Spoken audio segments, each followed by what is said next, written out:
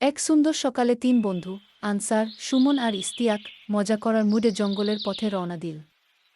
Answer বলল, চলো আজ শুধু হাঁটব না, মজার চ্যালেঞ্জও করব। সুমন হেসে বলল, ঠিক আছে, কিন্তু সাবধানে। ইস্তিয়াক মজা করে বলল, সব ঠিক আছে, আগে খাবারের কথা ভাবো। হাঁটতে হাঁটতে তারা একটি ছোট নদীর সামনে পৌঁছায়। আনসার দ্রুত পার হওয়ার চেষ্টা করল। সুমন পা পিছলে না যায় সেদিকে খেয়াল রাখল। আর ইস্তিয়াক পাশে দাঁড়িয়ে হাসতে হাসতে সবাইকে উৎসাহ দিচ্ছিল। শেষে তিনজনই নিরাপদে নদী পার হল। নদী পার হয়ে তারা বসে একটু বিশ্রাম নিতে গেল। ঠিক তখনই ইস্তিয়াকের ব্যাগ থেকে একটি বিস্কুট পড়ে গেল। আর মুহূর্তেই একটি ছোট খরগোশ সেটি নিয়ে দৌড়ে পালাল। তিন বন্ধু হেসে হেসে পেটে ব্যথা করে ফেলল। সেই দিন তারা বুঝল, যেখানে বন্ধুত্ব আছে সেখানে প্রতিটা মুহূর্তই মজার গল্প হয়ে যায়। আরও মজার মজার ভিডিও পেতে চাইলে ইউটিউব চ্যানেলটি সাবস্ক্রাইব করো।